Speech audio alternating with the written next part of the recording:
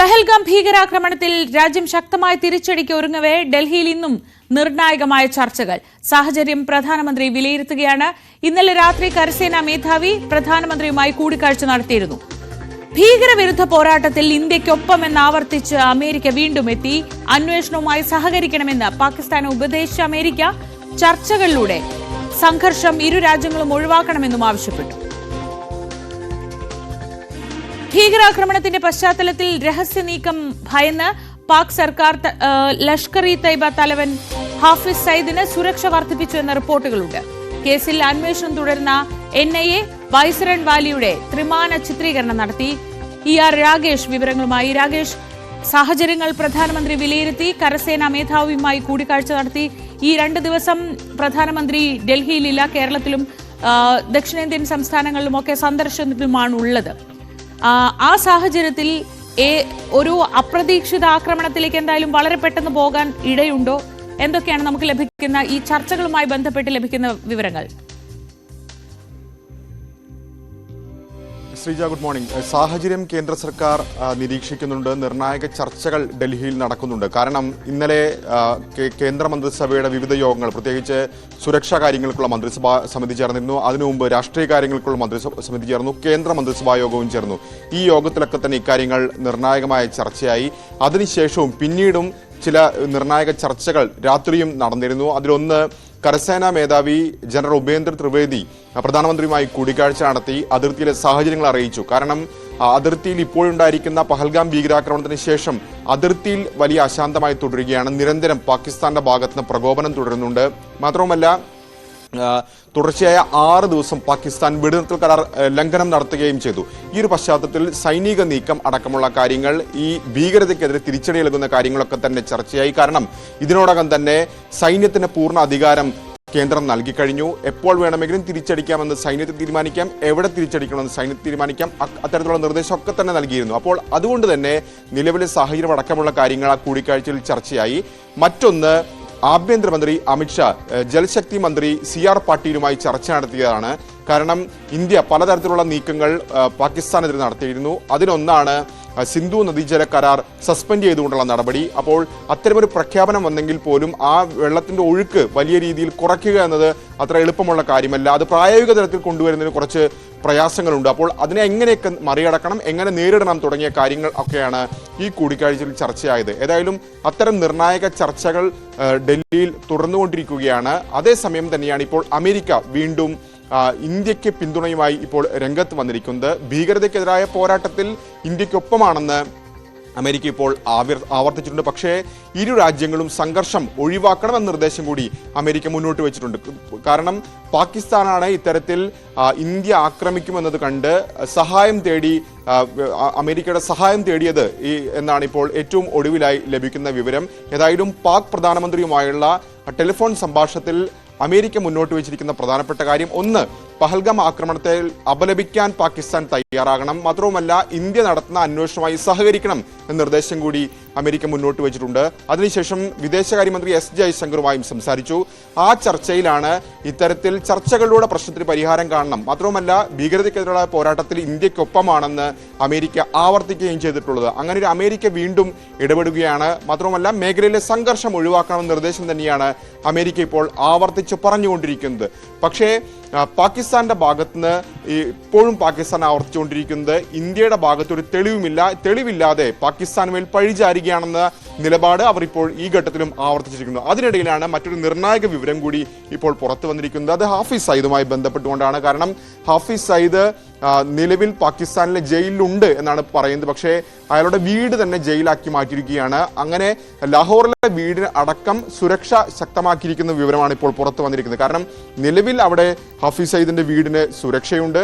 അതിന് പുറമെയാണ് ഇപ്പോൾ പാകിസ്ഥാനിലെ സ്പെഷ്യൽ സർവീസ് ഗ്രൂപ്പിലെ മുൻ കമാൻഡോകളെ അടക്കം നിർത്തിക്കൊണ്ട് സുരക്ഷ കൂടുതൽ വർദ്ധിപ്പിച്ചുകൊണ്ടൊരു നീക്കത്തിലേക്ക് കടന്നിരിക്കുന്നത്. പ്രത്യേകിച്ച് ഭീഷണി സന്ദേശമൊക്കെ തന്നെ ലഭിച്ചിരുന്നു. മറ്റൊന്ന്, ഇന്ത്യ തിരിച്ചടിക്കുമെന്നൊരു ഭീതിയുണ്ട്. ഇതൊക്കെ കൂടി കണക്കിലെടുത്തുകൊണ്ടാണ് അത്തരമൊരു നീക്കത്തിലേക്ക് ഇപ്പോൾ കടന്നിട്ടുള്ളത്. കാരണം ലോറൻസ് ബിഷ്ണോയ് സംഘാംഗങ്ങൾ ഇന്നലെ ഹാഫിസ് സയ്യിദിനെ ഫോട്ടോ വെച്ചുകൊണ്ട് ഒരു പോസ്റ്റ് ചെയ്തിരുന്നു. അതായത് കൊലപ്പെടുത്തും എന്നടക്കമുള്ള കാര്യങ്ങളാണ് ആ പോസ്റ്റിൽ സൂചിപ്പിച്ചിരിക്കുന്നത്. ഇതുകൂടി കണക്കിലെടുത്തുകൊണ്ടാണ് ഇപ്പോൾ സുരക്ഷ വർദ്ധിപ്പിച്ചുകൊണ്ടുള്ള തീരുമാനത്തിലേക്ക് ഇപ്പോൾ കടന്നിട്ടുള്ളത്. ശ്രീജ, രാകേഷ്, ഈ ഒരു തിരിച്ചടി പാകിസ്ഥാൻ ഭയക്കുന്നുണ്ട് എന്ന് ഇന്നലെ തന്നെ പാക് മന്ത്രിമാരുടെ വാക്കുകളിൽ നിന്ന് വ്യക്തമായിരുന്നു. പക്ഷേ അതെപ്പോൾ എവിടെയായിരിക്കുമെന്ന കാര്യത്തിൽ അവർക്ക് ഒരു തീർച്ചയുമില്ല. ആ തരത്തിൽ ഇപ്പോൾ ഇന്നലെ നാവികസേനയുടെ ഭാഗത്തു നിന്ന് ഞങ്ങൾ തയ്യാറാണെന്ന് പറയുന്നു. അങ്ങനെ ഒരു വലിയ രീതിയിൽ ഇവരെ പാകിസ്ഥാനെ ഭീതിയിൽ നിർത്തുക എന്നൊരു അന്തരീക്ഷം സൃഷ്ടിക്കാൻ ഇന്ത്യയുടെ സൈന്യത്തിന് കഴിഞ്ഞു എന്ന് തന്നെ ഉറപ്പിച്ച് പറയണം.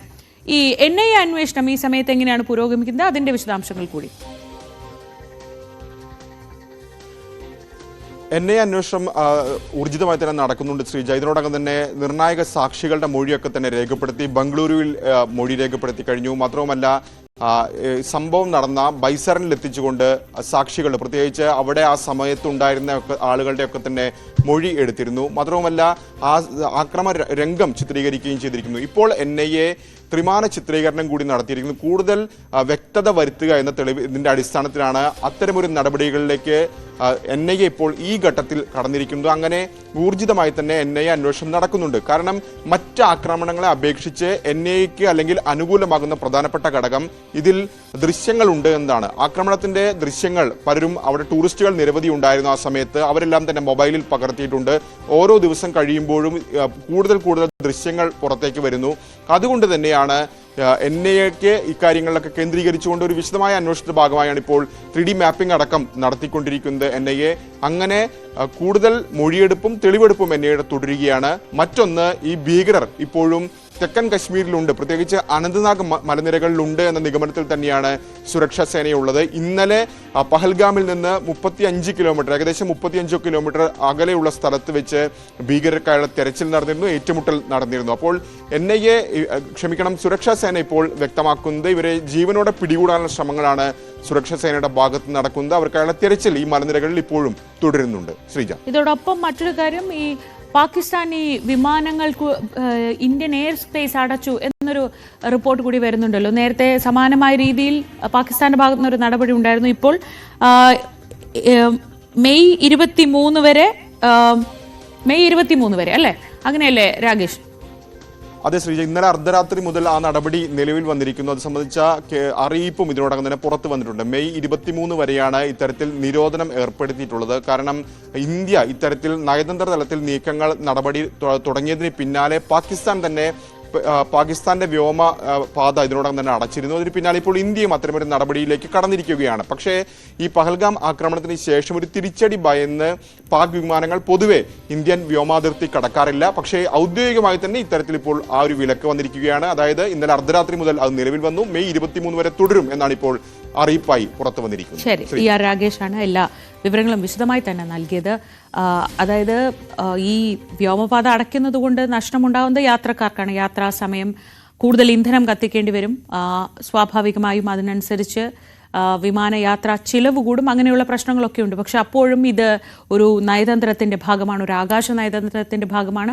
പാകിസ്ഥാനി വിമാനങ്ങൾക്ക് മെയ് 23 വരെ ഇന്ത്യൻ വ്യോമപാത തുറന്നു കൊടുക്കില്ല എന്നൊരു ഉത്തരവാണ് ഇപ്പോൾ നിലവിൽ വന്നിട്ടുള്ളത്.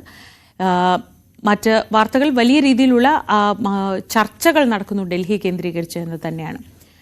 പഹൽഗാം ആക്രമണത്തെക്കുറിച്ച് അന്വേഷിക്കാൻ വിരമിച്ച ജഡ്ജിയുടെ നേതൃത്വത്തിൽ ഒരു ജുഡീഷ്യൽ കമ്മീഷൻ രൂപീകരിക്കാൻ നിർദ്ദേശം നൽകണമെന്നാവശ്യപ്പെട്ട് സുപ്രീം കോടതിയിൽ സമർപ്പിച്ച പൊതുതാൽപര്യ ഹർജി സുപ്രീം കോടതി ഇന്ന് പരിഗണിക്കും. ജമ്മുകശ്മീരിലെ വിനോദസഞ്ചാര മേഖലകളിലെ പൌരന്മാരുടെ സുരക്ഷ ഉറപ്പാക്കുന്നതിന് ഒരു കർമ്മ പദ്ധതി തയ്യാറാക്കാൻ കേന്ദ്ര സർക്കാരിനോട് നിർദ്ദേശിക്കണമെന്നും ഈ ഹർജിയിൽ ആവശ്യപ്പെടുന്നുണ്ട്. പെഹൽഗാം സംഭവത്തിന്റെ പശ്ചാത്തലത്തിൽ രാജ്യത്തുള്ള പാകിസ്ഥാൻ പൌരന്മാരെ മടക്കി അയക്കാനുള്ള തീരുമാനം ഏറെ വൈകാരികമായ രംഗങ്ങൾക്കാണ് പലയിടത്തും ഇടവെക്കുന്നത്. പതിറ്റാണ്ടുകളായി ഇന്ത്യയിൽ ജീവിച്ചിരുന്നവർ ഉറ്റവരെ ഉപേക്ഷിച്ച് മടങ്ങുന്നത് ഭാവിയെക്കുറിച്ചുള്ള കടുത്ത ആശങ്കകളുമായാണ്. മുദ്രാസിർ അഹമ്മദ് ഷെയ്ഖ് ജമ്മു കാശ്മീർ പോലീസിൽ കോൺസ്റ്റബിൾ ആയിരുന്നു. 2022 ബാരാമുള്ളയിൽ തീവ്രവാദികളുമായുള്ള ഏറ്റുമുട്ടലിൽ കൊല്ലപ്പെട്ട അദ്ദേഹത്തെ ശൗര്യചക്ര പുരസ്കാരം നൽകി രാജ്യം ആദരിച്ചു. പക്ഷേ വർഷങ്ങൾക്കിപ്പുറം രാജ്യത്തിന്റെ ഈ ധീരയോദ്ധാവിന്റെ മാതാവിന് രാജ്യം വിടേണ്ടി വരികയാണ്. 20 വയസ്സിൽ പാകിസ്ഥാനിൽ നിന്നെത്തി കാശ്മീർ പോലീസ് ഓഫീസറെ വിവാഹം കഴിച്ച് കഴിഞ്ഞ 45 വർഷമായി ഇന്ത്യയിൽ താമസിക്കുന്ന ഈ അമ്മ ഉറ്റവരെയെല്ലാം ഉപേക്ഷിക്കുന്ന തീരാവേദനയോടെ പാകിസ്ഥാനിലേക്ക് മടങ്ങി. जो पाकिस्तान वाले हैं उनको पार कर दो, हमारा कोई एतराज नहीं है। जो हिस्सा पीको का हमारा है, पीओके, इनको मत तंग करें। मिली है और दिया जी अमीर शाह ने खुद दिया है, मेरे पास फोटोग्राफरी है पूरी, ये हमारा सज जाती है। പെഹൽഗാം സംഭവത്തെ തുടർന്ന് പാകിസ്ഥാൻ പൗരത്വമുള്ളവരെ മടക്കി അയക്കാനുള്ള തീരുമാനം ഇത്തരം നിരവധി വൈകാരിക രംഗങ്ങൾക്ക് ഇടവയ്ക്കുന്നു. കശ്മീരിലെ മെൻധാർ ഗ്രാമത്തിൽ നിന്നും 11 പേരാണ് പാകിസ്ഥാനിലേക്ക് മടങ്ങിപ്പോയത്. 45 വർഷത്തിലധികമായി ഇന്ത്യയിൽ ജീവിക്കുന്നവരാണ് ഇവരിലധികവും. ഉറ്റവരെ വിട്ട് പാകിസ്ഥാനിലേക്ക് പോകുമ്പോൾ ഇനി എന്താകുമെന്നതാണ് പലരുടെയും ആശങ്ക.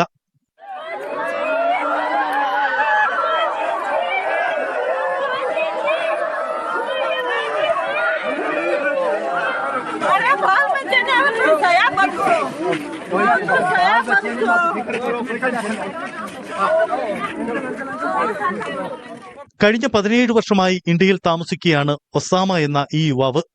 പരീക്ഷ എഴുതി ജോലി കാത്തിരിക്കുമ്പോഴാണ് പാകിസ്ഥാനിലേക്ക് മടങ്ങാനുള്ള സർക്കാർ നിർദ്ദേശം എത്തുന്നത്.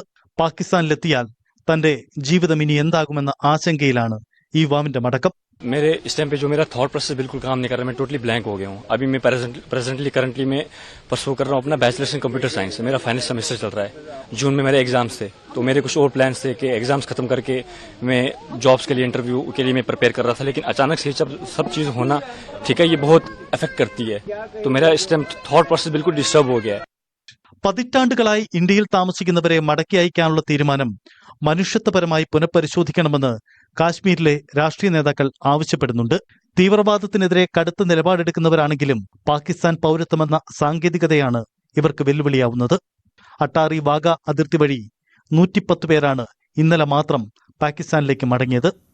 News desk, news 18. വിഴിഞ്ഞത്ത് നങ്കൂരമിടുന്ന വികസനം.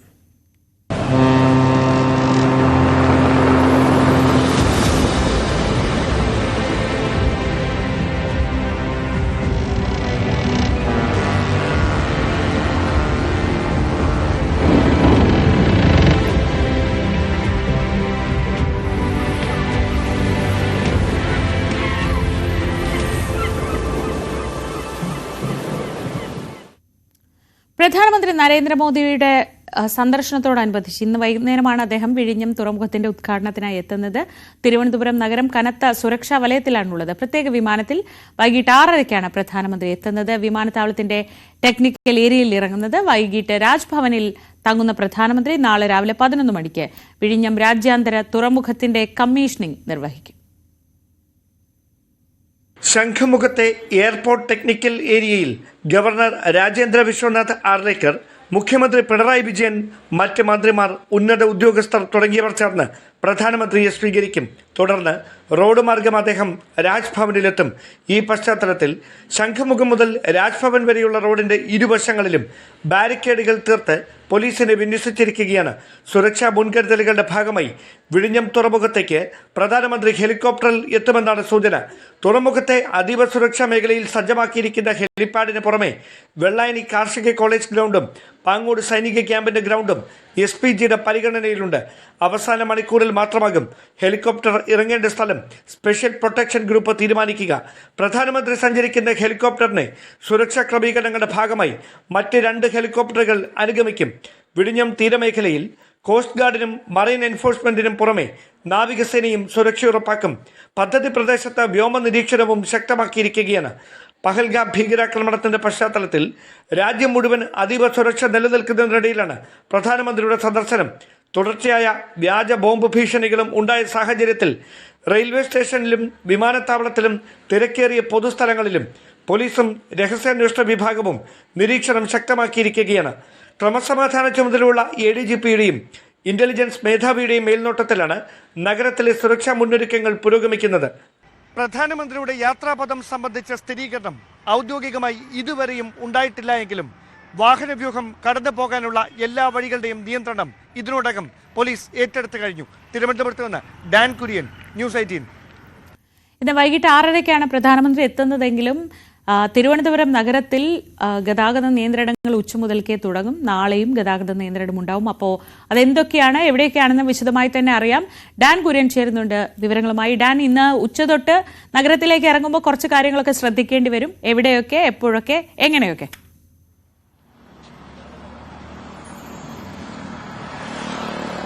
ശ്രീജ, ഏതൊക്കെ സ്ഥലങ്ങളിലാണ് പ്രധാനമായി ഈ നിയന്ത്രണങ്ങൾ ഏർപ്പെടുത്തുക എന്നതിൽ വ്യക്തമായ ഒരു ഉത്തരം, അതായത് പ്രധാനപ്പെട്ട കാര്യം, നമ്മളിപ്പോൾ നിൽക്കുന്നത് ടെക്നിക്കൽ ഏരിയയിലാണ്, എയർപോർട്ടിന്റെ ടെക്നിക്കൽ ഏരിയയ്ക്ക് സമീപത്താണ്. ഇവിടെയായിരിക്കും വൈകുന്നേരം 6:30 പ്രധാനമന്ത്രി എത്തുക. ഇവിടെ നിന്ന് രാജ്ഭവനിലേക്ക് എത്തുന്ന തരത്തിലാണ് റൂട്ട് തയ്യാറാക്കുന്നത്. പക്ഷെ അത് ഏത് വഴിയായിരിക്കും രാജ്ഭവനിലേക്ക് എത്തുക എന്നത് സംബന്ധിച്ച വിവരങ്ങൾ അതീവ രഹസ്യമാണ്. അത് ഇപ്പോൾ അവർ പുറത്തുവിടില്ല. അത് വൈകുന്നേരം മാത്രമേ അത് സംബന്ധിച്ചൊരു ധാരണകളിലേക്ക് എത്തുകയുള്ളൂ. എന്തായാലും പ്രധാനമന്ത്രി വന്നിറങ്ങുന്ന സമയം മുതൽ അദ്ദേഹം രാജ്ഭവനിൽ എത്തുന്ന സമയം വരെ നഗരത്തിൽ വലിയ തരത്തിലുള്ള ഗതാഗത നിയന്ത്രണമുണ്ടാകും. നഗരത്തിൽ മുഴുവൻ ആ നിയന്ത്രണമുണ്ടാകും. മാത്രവുമല്ല, ഈ ശംഖുമുഖം ഉൾപ്പെടെയുള്ള സ്ഥലങ്ങളിൽ വാഹനങ്ങൾ പാർക്ക് ചെയ്യുന്നതിന് കടുത്ത നിയന്ത്രണമുണ്ട്. ഇപ്പോൾ തന്നെ നോക്കാം, ഇവിടെ നിന്ന് നോക്കിയാൽ ഈ ബാരിക്കേഡുകൾ തീർത്തുകൊണ്ട് പ്രധാനമന്ത്രി വരുന്ന സുരക്ഷാ നടപടികളുടെ ഭാഗമായി റോഡിന്റെ ഒരു വശം പൂർണ്ണമായി പാർക്കിംഗ് പൂർണ്ണമായി ഒഴിവാക്കിയിരിക്കുകയാണ്. സമാനമായ തരത്തിൽ ഈ വാഹനവ്യൂഹം കടന്നുപോകുന്ന സ്ഥലങ്ങളിൽ മുഴുവൻ, അതായത് രാജ്ഭവൻ പരിസരം വരെയുള്ള റോഡുകൾ മുഴുവൻ വൈകുന്നേരം ഗതാഗത നിയന്ത്രണം ഏർപ്പെടുത്തും. ഒരു തരത്തിലും വാഹനങ്ങൾ റോഡിന്റെ വശങ്ങളിൽ പാർക്ക് ചെയ്യാൻ അനുവദിക്കാത്ത തരത്തിലായിരിക്കും ഈ സുരക്ഷാ മുന്നൊരുക്കങ്ങൾ എന്നാണ് മനസ്സിലാക്കാൻ കഴിയുന്നത്. ഈ അദ്ദേഹം എത്തുന്ന സമയത്തിന് ഒരു അരമണിക്കൂർ മുമ്പ് പൂർണ്ണമായി ഗതാഗതം പോലീസ് ഏറ്റെടുക്കും. അങ്ങനെയാണ് നമുക്ക് ലഭിക്കുന്ന സൂചനകൾ. എല്ലാ വഴികളും പോലീസിന്റെ നിയന്ത്രണത്തിൽ തന്നെയായിരിക്കും. വാഹനവ്യൂഹം കടന്നുപോയി രാജ്ഭവനിൽ എത്തിയതിന് ശേഷം മാത്രമായിരിക്കും സുഗമമായ തരത്തിലേക്ക് നിയന്ത്രണങ്ങൾക്കിടയിലും ഗതാഗതം പിന്നീട് എത്തുക. അതുകൊണ്ട് വൈകുന്നേരം അത്യാവശ്യമുള്ളവർ മാത്രം നഗരത്തിലേക്ക് എന്തെങ്കിലും ആവശ്യങ്ങൾക്കായി ഇറങ്ങുക. മറ്റുള്ളവർ അതിന് മുമ്പ് തന്നെ കാര്യങ്ങളൊക്കെ നിവർത്തിക്കുന്നതായിരിക്കും നല്ലത്. എന്തായാലും ഇത്തരത്തിൽ ഈ ഒരു പരിസരത്ത് നിന്ന് തുടങ്ങി രാജ്ഭവന്റെ പ്രധാന കവാടം വരെ നീളുന്ന റോഡിൽ മുഴുവൻ പോലീസിന്റെ ഒരു വലിയ വിന്യാസം ഉണ്ടാകും. ഇന്നലെ വൈകിട്ട് ഇവിടെ വലിയ പരിശോധനകളൊക്കെ നടത്തിയിരുന്നു. ഈ പരിസരത്ത് വാച്ച് ടവറുകൾ ഉൾപ്പെടെയുണ്ട്. അവിടങ്ങളിലൊക്കെ പോലീസിനെ വിന്യസിച്ചുകൊണ്ടായിരുന്നു ഇന്നലെ വൈകിട്ട് മുതൽ ഇതുമായി ബന്ധപ്പെട്ട പരിശോധനകൾ നടന്നത്. അല്പസമയത്തിനകം വീണ്ടും ഈ പരിശോധനകളും പോലീസിന്റെ സാന്നിധ്യവും ഈ പരിസരങ്ങളിൽ മുഴുവൻ ഉണ്ടാകും. ഇപ്പോഴും ഒരു വലിയ നിരീക്ഷണം നടക്കുന്നുണ്ട് ശംഖുമുഖത്ത് ഉൾപ്പെടെയുള്ള സ്ഥലങ്ങളിൽ.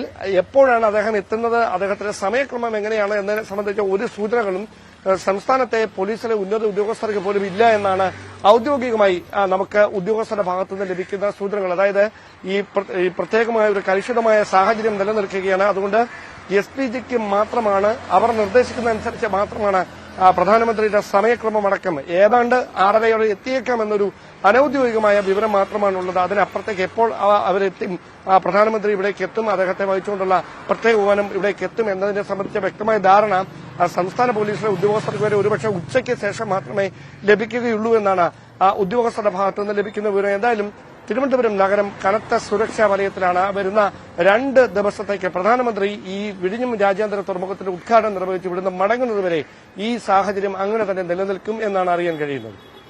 ടാൻ കുര്യനാണ് വിവരങ്ങൾ നൽകിയത്. മോദി ഇന്ന് കേരളത്തിലെത്തുകയാണ്. സ്വാഭാവികമായും ഇന്ന് തിരുവനന്തപുരം നഗരത്തിൽ ഇന്ന് ഉച്ച മുതൽ തന്നെ ചെറിയ തോതിൽ നിയന്ത്രണങ്ങൾ വരും. വൈകിട്ട് പുറത്തിറങ്ങുന്നവർ ശ്രദ്ധിക്കണം, വലിയ തോതിൽ നിയന്ത്രണം ഉണ്ടാവും നാളത്തെ ദിവസവും.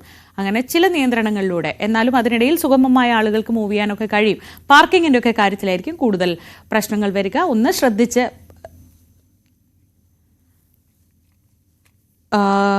ഒന്ന് കൃത്യമായി പോലീസ് നൽകുന്ന നിയന്ത്രണങ്ങളുടെ ഒരു ലിസ്റ്റൊക്കെ വരുന്നുണ്ട്. എല്ലാ മാധ്യമങ്ങളിലൂടെയും ഒക്കെ ആ ലിസ്റ്റ് കാണാം. അപ്പോൾ അതനുസരിച്ച് നോക്കുകയാണെങ്കിൽ ഇപ്പോൾ കുറച്ച് വിവരങ്ങൾ പറയാം. ഇന്ന് ഉച്ചയ്ക്ക് 2 മണി മുതൽ രാത്രി 10 മണി വരെ ശംഖുമുഖം, ചാക്ക, പേട്ട, പള്ളിമുക്ക്, പാറ്റൂർ ജനറൽ ആശുപത്രി, Asan square, museum, Vellayambalam, Kowdiar road, അതായത് ശംഖുമുഖം തൊട്ട് രാജ്ഭവനുള്ള കവടിയാർ വരെയുള്ള ഭാഗത്ത് റോഡിന്റെ ഇരുവശങ്ങളിലും ആ സൈഡിലൊക്കെ വണ്ടികളൊക്കെ പാർക്ക് ചെയ്യാറുണ്ട് സാധാരണ രീതിയിൽ. അപ്പോൾ ആ 2 ഭാഗങ്ങളിലും ഇന്ന് ഉച്ചയ്ക്ക് 2 മണി മുതൽ രാത്രി 10 മണി വരെ പാർക്കിംഗ് പാടില്ല.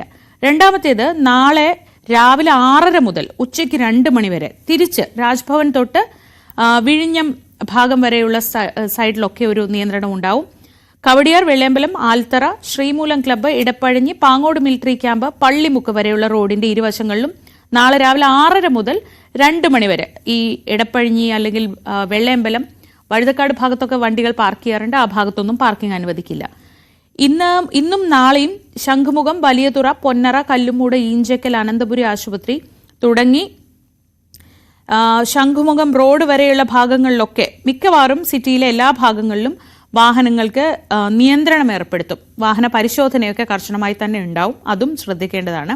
പിന്നെ ഡൊമസ്റ്റിക് എയർപോർട്ടിലേക്ക് പോകുന്ന യാത്രക്കാർ വെൺപാലവട്ടം, ചാക്ക ഫ്ലൈ ഓവർ, ഈഞ്ചക്കൽ, കല്ലുമൂട്, പൊന്നറപ്പാലം, വലിയതുറ വഴിയും ഇന്റർനാഷണൽ എയർപോർട്ടിലേക്ക് പോകുന്നവർ, ഇന്റർനാഷണൽ ടെർമിനലിലേക്ക് പോകുന്ന യാത്രക്കാർ വെൺപാലവട്ടം, ചാക്ക ഫ്ലൈ ഓവർ, ഈഞ്ചക്കൽ, കല്ലുമൂട്, അനന്തപുരി ആശുപത്രി, സർവീസ് റോഡ് വഴിയും പോവേണ്ടതാണ്. അതായത് ചാക്ക, പേട്ട വഴിയുള്ള ആ മെയിൻ റൂട്ട് ഇന്ന് ഒഴിവാക്കുന്നതായിരിക്കും ഈ എയർപോർട്ടിലേക്ക് പോകുന്ന യാത്രക്കാർക്കൊക്കെ നല്ലത്. ഏറ്റവും ശ്രദ്ധിക്കേണ്ട കാര്യം, കൃത്യമായ എയർപോർട്ട് യാത്രയൊക്കെ ഉള്ളവർ ഒന്ന് ശ്രദ്ധിച്ച് അല്പം നേരത്തെയൊക്കെ ഇറങ്ങി ശ്രദ്ധിക്കുന്നത് വളരെ നന്നായിരിക്കും. കാരണം പെട്ടെന്നൊരു ബ്ലോക്കോ അല്ലെങ്കിൽ പെട്ടെന്നൊരു നിയന്ത്രണമോ ഒക്കെ വന്നു കഴിഞ്ഞാൽ വിമാനത്തിന്റെ സമയം മാറില്ല. അപ്പോൾ അതുകൊണ്ട് അതൊക്കെ ഒന്ന് ശ്രദ്ധിക്കുന്നത് ഇന്നത്തെ ദിവസം നന്നായിരിക്കും. പാർക്കിംഗ് ശ്രദ്ധിക്കണം. ഒപ്പം ചെറിയ തോതിലുള്ള നിയന്ത്രണം ഉണ്ടാവും. അത് കാരണം ബ്ലോക്കൊക്കെ ഉണ്ടാകാനുള്ള ഒരു സാധ്യതയും മുൻകൂട്ടി കണ്ടുകൊണ്ട് അല്പം നേരത്തെ ഇന്ന് കാര്യങ്ങളൊക്കെ ഇറങ്ങിയാൽ നന്നായിരിക്കും ഇന്നും നാളെയും. ഇനി വിഴിഞ്ഞം നമുക്ക് മുന്നിൽ തുറക്കുന്ന വാതായനങ്ങളെക്കുറിച്ചാണ്. വിഴിഞ്ഞം തുറമുഖം യാഥാർത്ഥ്യമായത് വിദ്യാഭ്യാസ മേഖലയിലും വലിയ മാറ്റം കൊണ്ടുവരും. ഇന്ത്യൻ മാരിടൈം യൂണിവേഴ്സിറ്റിയുടെ വിവിധ കോഴ്സുകൾ പഠിക്കുന്നവർക്ക് കടലുപോലെ പരന്നു കിടക്കുന്ന വലിയ തൊഴിൽ സാധ്യതകളാണ് വിഴിഞ്ഞം തുറന്നിടുന്നത്. കോഴ്സുകൾ മികച്ച രീതിയിൽ പൂർത്തിയാക്കുന്നവർക്ക് വലിയ ശമ്പളം ലഭിക്കുന്ന തൊഴിൽ സാധ്യതകളാണ് വിഴിഞ്ഞം തുറമുഖം തുറന്നു നൽകുന്നത്.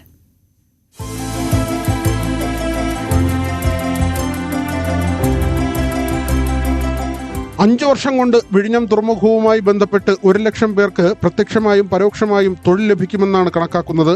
ഇന്ത്യൻ മാരിടൈം സർവകലാശാലയുടെ കോഴ്സുകളാണ് നേരിട്ട് ജോലി ലഭിക്കാനുള്ള പ്രധാന മാർഗം. കോഴ്സുകൾ ഇങ്ങനെ: ബിടെക് മറൈൻ എഞ്ചിനീയറിംഗ് 4 വർഷമാണ് കാലാവധി. മുംബൈ, കൊൽക്കത്ത, ചെന്നൈ എന്നിവിടങ്ങളാണ് കേന്ദ്രം. BTech naval architecture and ocean engineering, കാലാവധി 4 വർഷം, കേന്ദ്രം വിശാഖപട്ടണം. BSc നോട്ടിക്കൽ സയൻസ് 3 വർഷ പഠനം, കൊച്ചി, മുംബൈ, വിശാഖപട്ടണം എന്നിവ കേന്ദ്രങ്ങൾ. ഡിപ്ലോമ ഇൻ നോട്ടിക്കൽ സയൻസ്, കാലാവധി 1 വർഷം, കേന്ദ്രം Chennai, Mumbai. BBA logistics and e-commerce, ഈ കോഴ്സിന് എൻട്രൻസ് ഇല്ല. 12ാം ക്ലാസ്സിലെ ഗ്രേഡ് നോക്കിയാണ് പ്രവേശനം നൽകുക. Post graduate കോഴ്സുകളുമുണ്ട്. MTech marine technology, MBA international transportation, MBA port and shipping management, PG diploma in marine engineering. തുറമുഖ മേഖലയുമായി ബന്ധപ്പെട്ട മറ്റ് 78 കോഴ്സുകൾ കൂടിയുണ്ട്. ചിലത് ഇങ്ങനെ: maritime management, maritime engineering, ship building, fisheries technology, import and export management, maritime law, blue economy, ship maintenance, marine insurance, international law, cargo monitoring, international trading, diploma in nautical science. വിഴിഞ്ഞം തുറമുഖത്ത് ജോലി ലഭിക്കാൻ കഴിയുന്ന നിരവധിയായിട്ടുള്ള സർട്ടിഫിക്കറ്റ് കോഴ്സുകളും degree കോഴ്സുകളും ആരംഭിക്കുമെന്ന് Kerala university VC Mohan Kunnummal ഈ അടുത്ത കാലത്ത് സൂചിപ്പിക്കുകയുണ്ടായി. അപ്പോൾ വലിയ ഒരു പഠന സാധ്യതയാണ് ഈ മേഖലയിൽ നമുക്ക് കാണാൻ കഴിയും. പിന്നെ ചെറിയ കോഴ്സുകളെ സംബന്ധിച്ച് പ്രൈവറ്റായിട്ടും സർക്കാരിൻ്റെതുമായിട്ടുള്ള കെൽട്രോൺ കോഴ്സ് സംഘടിപ്പിക്കുന്നുണ്ട്, ലോജിസ്റ്റിക് കോഴ്സുകൾ. അതേപോലെ നമ്മുടെ കോളേജുകളിൽ അസാപ്പുമായി ബന്ധപ്പെട്ട് കോഴ്സുകൾ നടത്തുന്നുണ്ട്. വിഴിഞ്ഞത്ത് തന്നെ മറൈൻ ഫിറ്റർ കോഴ്സ് ഇവിടെ അസാപ്പ് കേരള സംസ്ഥാന സർക്കാരിന്റെ നേതൃത്വത്തിൽ അവിടെയുള്ള ക്യാമ്പസിൽ പഠിപ്പിക്കുന്നുണ്ട്. സിംഗപ്പൂരും ദുബായും കഴിഞ്ഞാൽ ഈ മേഖലയിൽ ഏറ്റവും കൂടുതൽ തൊഴിൽ സാധ്യതയുള്ള ഇടമായി മാറുകയാണ് വിഴിഞ്ഞം. 10 വർഷം പിന്നിടുമ്പോൾ ഇവയ്ക്ക് മുകളിലേക്കും വിഴിഞ്ഞം എത്തുമെന്ന് കണക്കുകൂട്ടപ്പെടുന്നു. ന്യൂസ് 18 തിരുവനന്തപുരം. നമ്മളെപ്പോഴും പറയും പഠനം കഴിഞ്ഞ് തൊഴിൽ കിട്ടിയില്ല എന്നതൊക്കെ. പക്ഷേ തൊഴിൽ സാധ്യതയുള്ള കോഴ്സുകൾ തിരഞ്ഞെടുക്കുമ്പോൾ അല്പം ശ്രദ്ധ വേണം. അങ്ങനെയെങ്കിൽ ഇനി നമ്മുടെ മുന്നിലേക്ക് ഒരുപാട് അവസരങ്ങൾ തുറന്നിടുന്ന ഒരു മേഖലയാണ് ഷിപ്പിംഗ് അല്ലെങ്കിൽ ലോജിസ്റ്റിക്സ് എന്നതൊക്കെ. ഈ കൊച്ചിയിൽ ഇങ്ങനെ കേന്ദ്ര തുറമുഖ മന്ത്രാലയത്തിന് കീഴിൽ ഈ മാരിടൈം യൂണിവേഴ്സിറ്റി ഉണ്ട് എന്നതുപോലും പലർക്കും അറിയില്ല. ആ മാരിടൈം യൂണിവേഴ്സിറ്റിക്ക് കീഴിൽ ഇത്തരത്തിലുള്ള തൊഴിൽ സാധ്യതകൾ, ഒരുപാട് തൊഴിൽ സാധ്യതകളുള്ള നിരവധി കോഴ്സുകളുണ്ട്. അപ്പോൾ ഇപ്പോൾ പഠനം പൂർത്തിയാക്കി അടുത്തൊരു തുടർ പഠനത്തിനൊക്കെ കാത്തിരിക്കുന്ന ആളുകൾക്കൊക്കെ മുന്നിലേക്ക് ഇത്തരം സാധ്യതകൾ കൂടി ഞങ്ങൾ വെക്കുകയാണ്. ഒന്ന് അന്വേഷിച്ചാൽ ഈ ഷിപ്പിംഗ് മിനിസ്ട്രിയുടെ കീഴിലുള്ള സെൻട്രൽ യൂണിവേഴ്സിറ്റിയാണ് കൊച്ചിയിലുള്ളത്, ഇന്ത്യൻ മാരിടൈം യൂണിവേഴ്സിറ്റിയുടെ കൊച്ചി ക്യാമ്പസ്. അവിടെയൊക്കെ ഒരുപാട് കോഴ്സുകളുണ്ട്. അപ്പം നമുക്ക് ഒന്ന് ശ്രദ്ധയോടെ നോക്കിയാൽ ഇത്തരം കോഴ്സുകളൊക്കെ കാണാം. വിഴിഞ്ഞം തുറമുഖം രാജ്യത്തിന് സമർപ്പിക്കപ്പെടുമ്പോൾ ഇങ്ങനെ ഒരു സ്വപ്നം യാഥാർത്ഥ്യമാകുന്നതിന് 3 പതിറ്റാണ്ട് പ്രയത്നിച്ചതിന്റെ ഓർമ്മകൾ പങ്കുവെക്കുകയാണ് വിസിലിന്റെ മുൻ സിഇഒ ഡോക്ടർ ജയകുമാർ. 1995-ലാണ് ഹാർബർ എഞ്ചിനീയറിംഗ് വകുപ്പ് വിഴിഞ്ഞം തുറമുഖത്തിന്റെ ആദ്യ രൂപരേഖയുണ്ടാക്കുന്നത്. വിഴിഞ്ഞം ഇന്റർനാഷണൽ സീപോർട്ട് രൂപീകരിച്ചപ്പോൾ ആദ്യ സിഇഒ ആയി നിയമിതനായതും ഡോക്ടർ ജയകുമാറാണ്. സർക്കാരുകൾ മാറി മാറി വന്നതും നിയമപ്രശ്നങ്ങളുമൊക്കെ പലപ്പോഴും പ്രതിസന്ധി തീർത്തു. പക്ഷേ സിഇഒ സ്ഥാനത്തേക്കുള്ള 2ാം വരവിൽ തുറമുഖം യാഥാർത്ഥ്യമാകുമ്പോൾ ഡോക്ടർ ജയകുമാറും അതിൽ വലിയൊരു പങ്ക് വഹിച്ചിട്ടുണ്ട്. 1994-ൽ അന്നത്തെ തുറമുഖ വകുപ്പ് മന്ത്രി MV രാഘവന്റെ നിർദ്ദേശപ്രകാരമായിരുന്നു വിഴിഞ്ഞം തുറമുഖത്തിനായി ആദ്യ സ്കെച്ച് തയ്യാറാക്കിയത്. രൂപരേഖ തയ്യാറാക്കുന്നതിൽ മുഖ്യ പങ്ക് വഹിച്ചത് ഹാർബർ എഞ്ചിനീയറിംഗ് വകുപ്പിൽ അസിസ്റ്റന്റ് എക്സിക്യൂട്ടീവ് എഞ്ചിനീയർ ആയിരുന്ന ജയകുമാർ ആയിരുന്നു. നേരത്തെ വിഴിഞ്ഞത്ത് തിരമാലയിൽ നിന്ന് വൈദ്യുതി ഉൽപ്പാദിപ്പിക്കുന്ന പദ്ധതിയുടെ പ്രൊജക്ട് മേധാവിയായിരുന്നതിനാൽ തീരത്തിന്റെ സാധ്യതകളെക്കുറിച്ച് കൃത്യമായ ധാരണയുണ്ടായിരുന്നു. ആദ്യം ധാരണാപത്രം ഒപ്പുവെച്ചത് Kumar group, west port Malaysia എന്ന 2 കമ്പനികൾ ചേർന്ന കൺസോർഷ്യവുമായിരുന്നു. കുമാർ എനർജി കോർപ്പറേഷൻ എന്നുള്ള ഒരു കമ്പനി, ഒരു Malaysian group, west port Malaysia, അവരിന്ന് അവിടുത്തെ ഒരു മോസ്റ്റ് മോഡേൺ പോർട്ടാണ്. അപ്പോൾ ഇവർ 2 പാർട്ട്ണറായിട്ട് വന്ന് ഗവൺമെന്റിൽ സമീപിക്കുക. അവർ കുറേ ഡിസ്കഷൻസ് ഒക്കെ നടന്നു. ഒക്ടോബർ 95 ഒരു MOU ധാരണാപത്രം ഒപ്പുവെച്ചു. ഒന്നും പ്രോഗ്രസ് ഒന്നും ഇല്ലാത്തതുകൊണ്ട് അത് ടെർമിനേറ്റ് ചെയ്യാൻ തീരുമാനിച്ചു. തുടർന്ന് വന്ന EK നയനാർ സർക്കാർ പദ്ധതിയുമായി മുന്നോട്ടു പോയെങ്കിലും യാഥാർത്ഥ്യമായില്ല. 2001-ൽ വീണ്ടും മന്ത്രിയായി MV രാഘവൻ വന്നതോടെ മന്ത്രിയുടെ സ്പെഷ്യൽ സെക്രട്ടറിയായി ചുമതലയേറ്റു. UK, ജർമ്മനി, മാൾട്ട, റോട്ടർഡാം, ദക്ഷിണാഫ്രിക്ക എന്നിവിടങ്ങളിൽ സന്ദർശിച്ച് തുറമുഖങ്ങളുടെ പ്രവർത്തനം കൂടുതൽ മനസ്സിലാക്കി. തുടർന്ന് വിസിൽ രൂപീകരിക്കുന്നതിന് ചുക്കാൻ പിടിച്ചു. 2005-ൽ ചൈനീസ് കൺസോർഷ്യത്തെ തെരഞ്ഞെടുത്തു. എന്നാൽ സുരക്ഷാ കാരണങ്ങളാൽ കേന്ദ്ര സർക്കാർ അനുമതി നിഷേധിച്ചു. 2016 ശേഷം നമ്മുടെ ഇപ്പോഴത്തെ സർക്കാർ വളരെയധികം സപ്പോർട്ടും നൽകി. ഇവിടെയുള്ള എല്ലാവരെയും, ഇവിടെയുള്ള കമ്മ്യൂണിറ്റിയും, ഫിഷിംഗ് കമ്മ്യൂണിറ്റിയും എല്ലാവരെയും ഒത്തിണക്കി കൊണ്ടുപോകാനായിട്ട് വളരെയധികം പ്രയത്നിച്ചു. അതിന്റെ റിസൾട്ടാണ് ഇപ്പം കാണുന്നത്. 2016-ൽ 1ാം പിണറായി സർക്കാരിന്റെ കാലത്താണ് തുറമുഖത്തിന്റെ പ്രധാന നിർമ്മാണ പ്രവൃത്തികൾ ആരംഭിക്കുന്നത്. ജയകുമാറിനെ വീണ്ടും വിസിലിന്റെ സിഇഒയും MDയുമായി നിയമിച്ചു. തുടർന്ന് 8 വർഷം ചുമതല വഹിച്ച അദ്ദേഹം 2024-ലാണ് പടിയിറങ്ങിയത്. അപ്പോഴേക്കും ലോകം ഉറ്റുനോക്കുന്ന നിലയിലേക്ക് വിഴിഞ്ഞം തുറമുഖം രാജ്യത്തിന് അഭിമാനമായി ഉയർന്നിരുന്നു. ന്യൂസ് 18 തിരുവനന്തപുരം.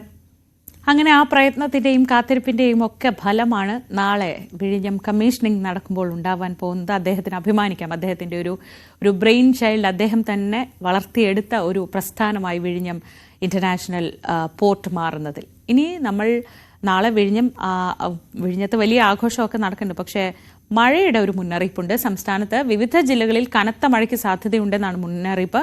3 ജില്ലകളിൽ യെല്ലോ അലർട്ട് പ്രഖ്യാപിച്ചിട്ടുണ്ട്. പക്ഷെ പേടിക്കാനില്ല. പാലക്കാട്, മലപ്പുറം, വയനാട് എന്നീ ജില്ലകളിലാണ് ആ യെല്ലോ അലർട്ട് ഉള്ളത്. ഒറ്റപ്പെട്ട ശക്തമായ മഴയ്ക്ക് സാധ്യത പ്രവചിക്കപ്പെട്ടിരിക്കുന്നുണ്ട്. മത്സ്യത്തൊഴിലാളികൾക്ക് ജാഗ്രതാ നിർദ്ദേശം നിലവിലുണ്ട്. സാർവദേശീയ തൊഴിലാളി ദിനമായി ഇന്ന് ആശമാർ മെയ് ദിന റാലി നടത്തും. 100 കണക്കിന് ആശമാരും തൊഴിലാളികളും അണിനിരക്കുന്ന റാലി രാവിലെ 10 മണിക്ക് ആരംഭിക്കും. ഈ മെയ് ദിനം ആശമാർക്കൊപ്പം എന്ന മുദ്രാവാക്യം ഉയർത്തിയാണ് റാലി. വിവിധ തൊഴിലാളി സംഘടനകളും പരസ്യ പിന്തുണയുമായി സമരവേദിയിൽ എത്തിച്ചേരും. ഇന്നത്തെ തൊഴിലാളി ദിനാചരണത്തിന് പിന്നാലെ തന്നെ രാപ്പകൽ യാത്ര ആശമാർ തുടങ്ങും. കാസർഗോഡ് തൊട്ട് തിരുവനന്തപുരം വരെ രാപ്പകൽ യാത്ര നടത്താനാണ് ആശമാർ തീരുമാനിച്ചിരിക്കുന്നത്. 9 വർഷത്തെ LDF ഭരണം നിലമ്പൂർ ഉപതെരഞ്ഞെടുപ്പിൽ മുതൽക്കൂട്ടാവുമെന്ന് CPM പോളിറ്റ് ബ്യൂറോ അംഗം A. വിജയരാഘവൻ. നിലമ്പൂർ ഉപതെരഞ്ഞെടുപ്പിന്റെ മുന്നോടിയായി നിലമ്പൂരിൽ നടന്ന CPM പ്രവർത്തക സംഗമം ഉദ്ഘാടനം ചെയ്യുകയായിരുന്നു A. വിജയരാഘവൻ. നിലമ്പൂർ ഉപതെരഞ്ഞെടുപ്പ് എപ്പോൾ പ്രഖ്യാപിച്ചാലും നേരിടാൻ സജ്ജമാവുകയാണ് ഇടതുമുന്നണി.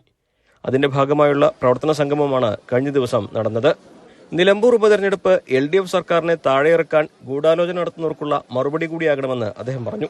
കഴിഞ്ഞ 9 വർഷക്കാലമായിട്ട് ഇവിടെ ഇപ്പോൾ അധികാരത്തിലിരിക്കുന്ന ഇടതുപക്ഷ ഭരണ സംവിധാനത്തെ, ഇടതുപക്ഷ ഗവൺമെന്റിനെ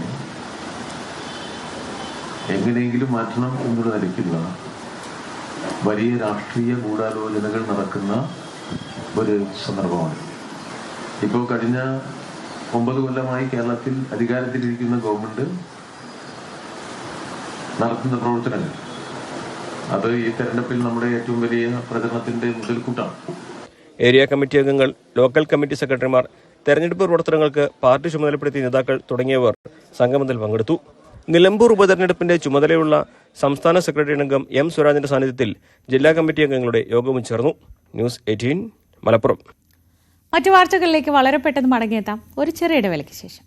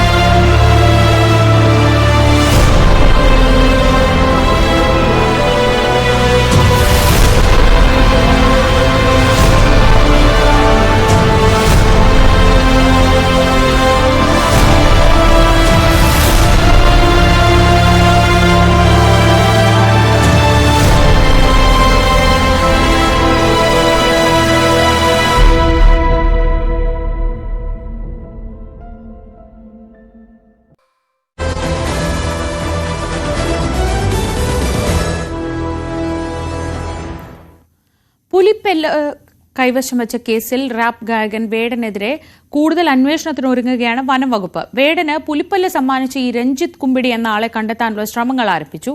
പുലിപ്പല്ല് ശാസ്ത്രീയ പരിശോധനയ്ക്ക് അയച്ചു. കഴിഞ്ഞ ദിവസമാണ് പെരുമ്പാവൂർ കോടതി വേടന് ജാമ്യം അനുവദിച്ചത്. ഡാനി പോൾ വിവരങ്ങളുമായി. ഡാനി, ഇത് സമ്മാനിച്ച ആളെ കണ്ടെത്തിക്കഴിഞ്ഞാൽ വേടനെതിരെയുള്ള കുറ്റത്തിലും ഒരു ഇളവുണ്ട്. മൃഗവേട്ട അതിൽ നിന്ന് ഒഴിവാവും. സ്വാഭാവികമായി കൈവശം വെച്ച ചെറിയൊരു കുറ്റം മാത്രമായി മാറുകയും ചെയ്യും. അത് അറിവില്ലായിരുന്നു എന്നത് ഒരുപക്ഷെ കോടതി അംഗീകരിക്കാനും ഇടയുണ്ട്. അപ്പോൾ ഇയാളെ കണ്ടെത്തുന്നത് എത്രത്തോളം പ്രധാനപ്പെട്ട ഒരു കാര്യമാണ്?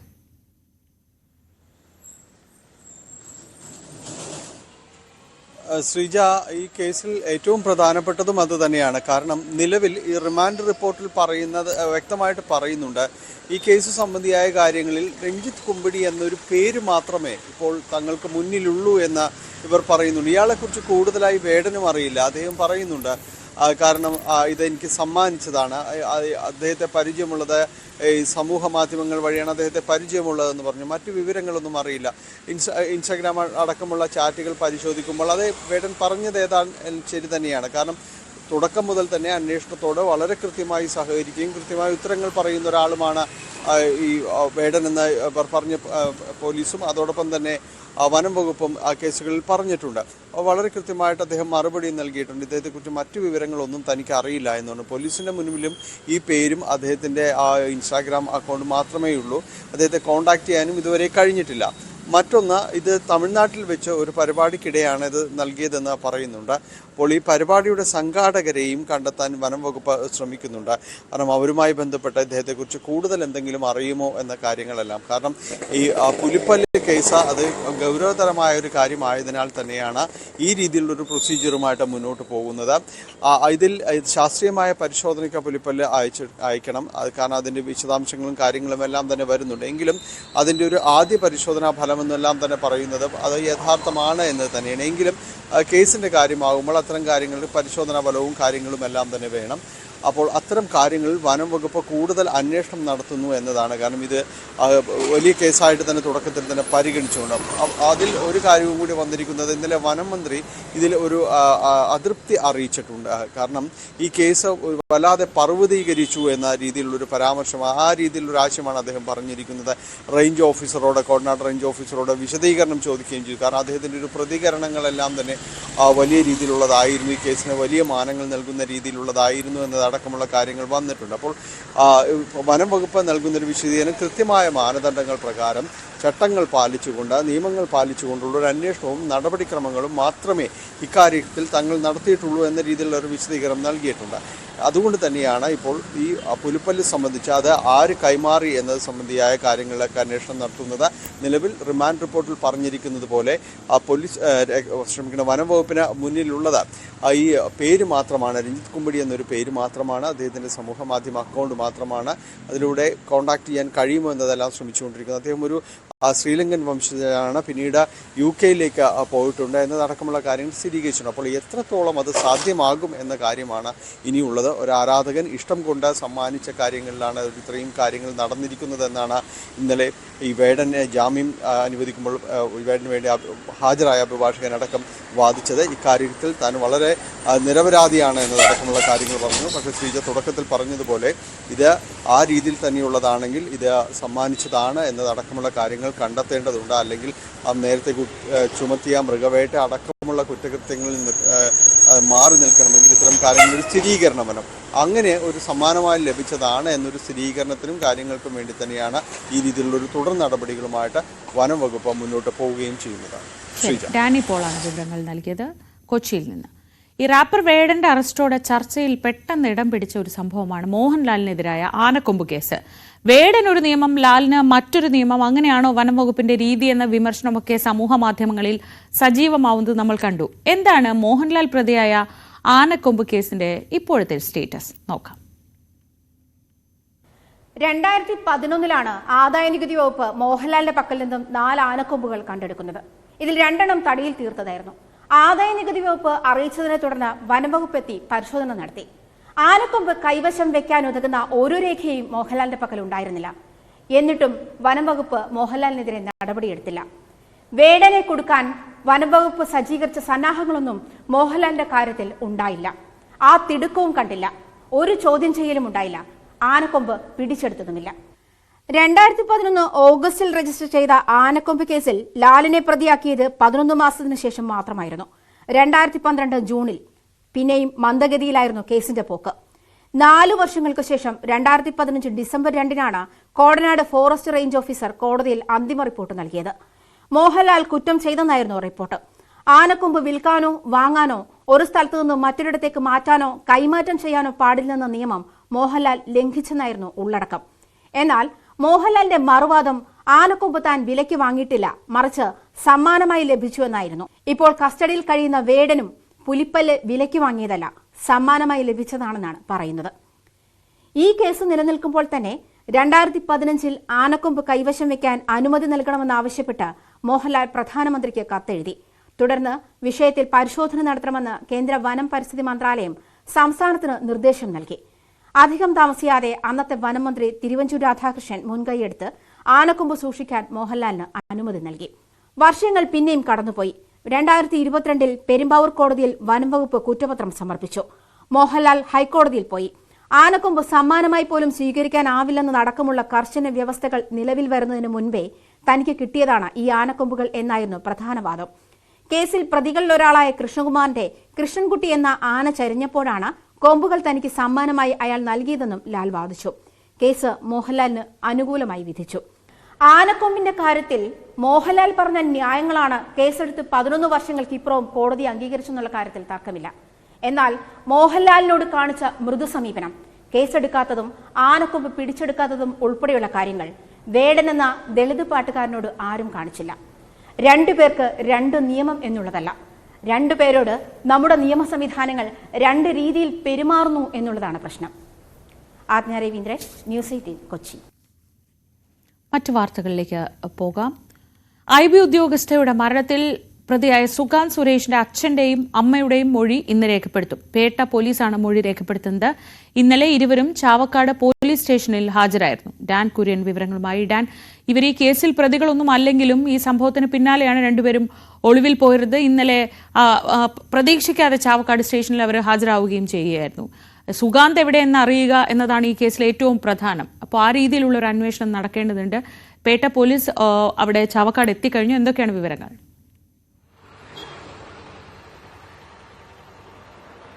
ശ്രീജ, എടപ്പാളിലുള്ള ഇവരുടെ സുഗാന്ത് സുരേഷിന്റെ വീട്ടിൽ ഒരുപാട് തവണ അന്വേഷണ ഉദ്യോഗസ്ഥർ ഈ സുഗാന്തിനെ അന്വേഷിച്ച് എത്തിയിരുന്നു. മാതാപിതാക്കളിൽ നിന്ന് വിവരങ്ങൾ ചോദിച്ചറിയാൻ എത്തിയിരുന്നു. പക്ഷേ ഈ സംഭവം ഉണ്ടായതിന് ശേഷം ഈ കുടുംബത്തെക്കുറിച്ച് സമീപവാസികൾക്കോ ബന്ധുക്കൾക്കോ ഒന്നും ഒരു തരത്തിലുള്ള സൂചനകളും ഉണ്ടായിരുന്നില്ല.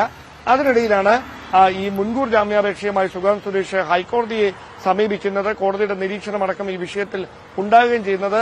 അതിന്റെ അച്ചടക്ക നടപടിയുടെ ഭാഗമായി IBയിൽ നിന്ന് സുഗാന്തിനെതിരെ കടുത്ത നടപടിയെടുക്കുന്ന പശ്ചാത്തലമൊക്കെ ഉണ്ടായി. പക്ഷേ സുഗാന്ത് സുരേഷ് എവിടെയെന്ന ചോദ്യത്തിന് വ്യക്തമായ ഉത്തരം കിട്ടാതെ പേട്ട പോലീസ്, അന്വേഷണത്തിന് നേതൃത്വം നൽകുന്ന പേട്ട പോലീസ് കുടയുന്നതിനിടയിലാണ് ഈ സുഗാന്ത് സുരേഷിന്റെ മാതാപിതാക്കളായ സുരേഷും ഗീതയും ഇന്നലെ വൈകുന്നേരം വളരെ അപ്രതീക്ഷിതമായി തൃശൂർ ചാവക്കാട് പോലീസ് സ്റ്റേഷനിലെത്തി കീഴടങ്ങിയത്. അതായത് അവരുടെ പേരിൽ മറ്റ് ആരോപണങ്ങൾ ഒന്നുമില്ല, പരാതികളും ഇല്ല. ഈ മരിച്ച IB ഉദ്യോഗസ്ഥയുടെ, ആത്മഹത്യ ചെയ്ത IB ഉദ്യോഗസ്ഥയുടെ കുടുംബവും ഈ മാതാപിതാക്കൾക്കെതിരെ ഒരു തരത്തിലുള്ള പരാമർശങ്ങളും ഇതുവരെ നടത്തിയിട്ടുമില്ല. എന്തായാലും ഈ വിവിധ ക്ഷേത്രങ്ങളിൽ ദർശനം നടത്തുകയായിരുന്നു. മകൻ ചെയ്ത തെറ്റിൽ മനം തൊന്ന് നാണക്കേട് കൊണ്ട് എന്നൊക്കെയാണ് ഈ മാതാപിതാക്കൾ ഇന്നലെ ചാവക്കാട് പോലീസിന് നൽകിയിരിക്കുന്ന മൊഴി. വിശദമായ മൊഴിയെടുക്കുന്നതിന് വേണ്ടി അന്വേഷണത്തിന് നേതൃത്വം നൽകുന്ന പേട്ടയിൽ നിന്നുള്ള പ്രത്യേക പോലീസ് സംഘം ചാവക്കാടെത്തി വിശദമായി വരുന്ന കാര്യങ്ങൾ ചോദിച്ചറിയും. അതോടൊപ്പം ഈ ബോധപൂർവം ഈ വിവാഹത്തിൽ നിന്ന് പിന്മാറാനുണ്ടായ കാരണം എന്നതിനെ സംബന്ധിച്ചുള്ള ഒരു അന്വേഷണം കൂടി പോലീസ് നടത്തുന്നുണ്ട്. സാമ്പത്തിക ചൂഷണവും ലൈംഗിക ചൂഷണവും നടന്നിട്ടുണ്ട് എന്ന് ഈ IB ഉദ്യോഗസ്ഥയുടെ പിതാവ് തന്നെ IBക്കും പോലീസിനുമൊക്കെ നൽകിയ പരാതിയിൽ എടുത്തു പറയുന്നുണ്ട്. ആ വഴിയിലാണ് അന്വേഷണം പുരോഗമിച്ചുകൊണ്ടിരിക്കുന്നത്. എന്തായാലും സുഗാന്ത് സുരേഷ് എവിടെയെന്ന ചോദ്യത്തിന് ഉത്തരം നൽകാൻ മാതാപിതാക്കളുടെ മൊഴിയെടുക്കുന്നതിലൂടെ കഴിയുമോ എന്നാണ് പോലീസ് ഇപ്പോൾ പരിശോധിക്കുന്നത്. ശരി, ഡാൻ കുര്യനാണ് വിവരങ്ങൾ നൽകിയത്. സുഗാന്തിനെ കണ്ടെത്തുകയാണ് ഏറ്റവും പ്രധാനം. ഇയാളെ ഈ എല്ലാ സർവൈലൻസ് സിസ്റ്റത്തിനും അപ്പുറത്ത് എവിടെ പോയി ഒളിച്ചിരിക്കുന്നു എന്നത് കണ്ടെത്തേണ്ടത് അത്യാവശ്യമാണ്. മറ്റൊരു വാർത്തയിലേക്ക്. കോട്ടയം മുത്തോലി പഞ്ചായത്ത് മുൻ പ്രസിഡന്റ് ജിസ്മോളും മക്കളും ആത്മഹത്യ ചെയ്ത സംഭവത്തിൽ അറസ്റ്റിലായ ഭർത്താവ് ജിമ്മിയെയും ഭർത്തൃപിതാവ് ജോസഫിനെയും ഇന്ന് കോടതിയിൽ ഹാജരാക്കും. ഗാർഹിക പീഡനം, ആത്മഹത്യാ പ്രേരണ തുടങ്ങിയ വകുപ്പുകൾ ചുമത്തിയാണ് കേസ് രജിസ്റ്റർ ചെയ്തത്. ജിസ്മോളുടെയും ജിമ്മിയുടെയും ജോസഫിന്റെയും ഫോൺ പരിശോധന കേസിൽ നിർണായകമായി എന്നാണ് വിവരങ്ങൾ. ശ്രീജിത്ത് ചേരുന്നു. ശ്രീജിത്ത്, ഈ ജിസ്മോളുടെ കുടുംബം നേരത്തെ തന്നെ പറഞ്ഞിരുന്നു വളരെ ക്രൂരമായ പീഡനങ്ങൾക്കൊക്കെ ഇരയായിട്ടുണ്ട്, അതിന്റെ തെളിവുകൾ സഹിതം അവരുടെ കയ്യിലടക്കമുണ്ട് എന്ന് പറഞ്ഞിരുന്നു. ഈ ശബ്ദ സന്ദേശങ്ങൾ എത്രത്തോളം പ്രധാനപ്പെട്ടതാണ് ഈ കേസിൽ? ജിസ്മോളെ പോലെ വളരെ പൊതു പ്രവർത്തന രംഗത്തൊക്കെ ഉണ്ടായിരുന്ന ഒരു സ്ത്രീ മക്കളെയും കൊണ്ട് ആത്മഹത്യ ചെയ്യുന്നതിലേക്ക് നയിച്ചത് എന്താണെന്നാണ് പോലീസ് ഇപ്പോൾ എത്തിയിട്ടുള്ള നിഗമനം?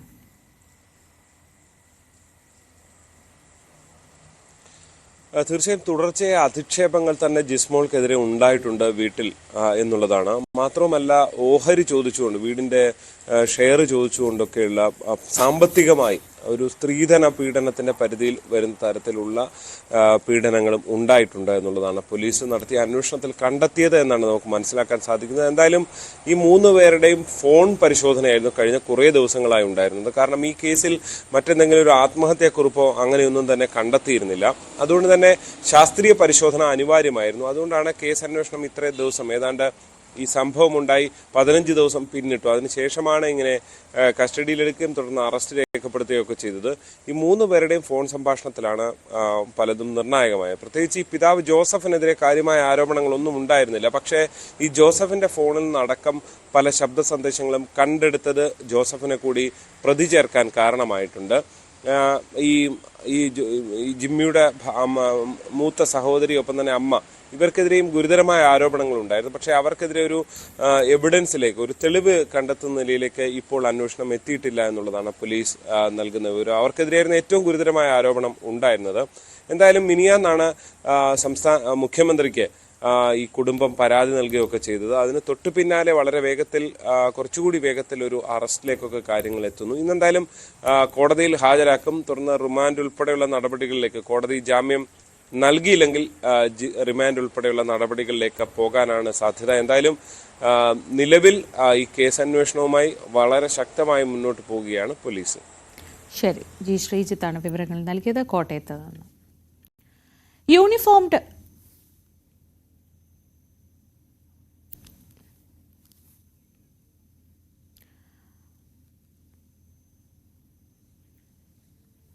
യൂണിഫോംഡ് ഫോഴ്സിലെ തസ്തികകളിലേക്കുള്ള നിയമനത്തിന് ഉന്തിയ പല്ലിന്റെ പേരിലുള്ള അയോഗ്യത ഒഴിവാക്കിയ സർക്കാർ.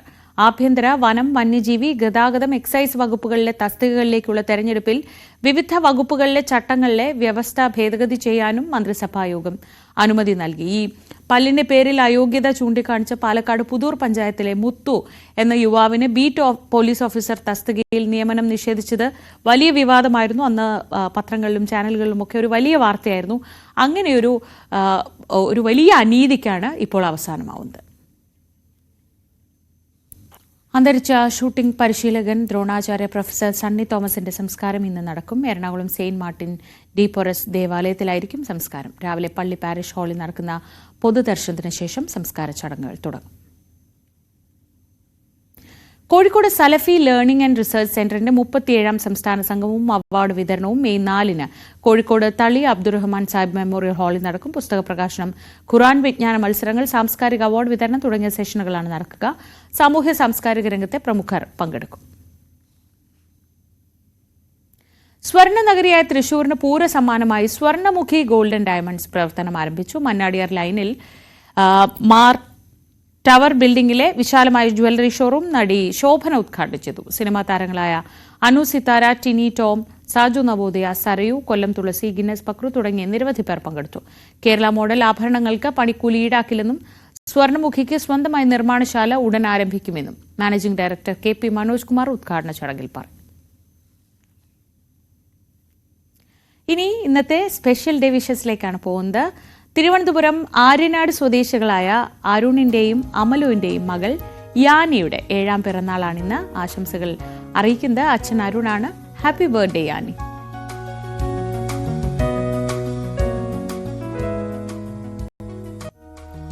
നെയ്യാറ്റിൻകര ആനാവൂർ സ്വദേശികളായ അരുൺ ശ്രുതി കൃഷ്ണ ദമ്പതികളുടെ മകൻ വിദ്യുത് S അരുണിന്റെ 4ാം ജന്മദിനമാണ്. അച്ഛൻ, അമ്മ എന്നിവർക്കൊപ്പം ശ്രീ പത്മനാഭസ്വാമി ക്ഷേത്രത്തിലെ സുരക്ഷാ ജീവനക്കാരും ഒപ്പം ഞങ്ങളും വിദ്യുത്തിന് ജന്മദിനാശംസകൾ അറിയിക്കുന്നു. Happy birthday. ഞങ്ങളുടെ സഹപ്രവർത്തകൻ, ഞങ്ങളുടെ PCR സ്റ്റാഫായ ബിൻസിന്റെ മകൻ സയാൻ K ബിൻസിന്റെ 7ാം പിറന്നാളാണിന്ന്. അപ്പോ സയാൻ കുട്ടന് ഹാപ്പി ബർത്ത്ഡേ.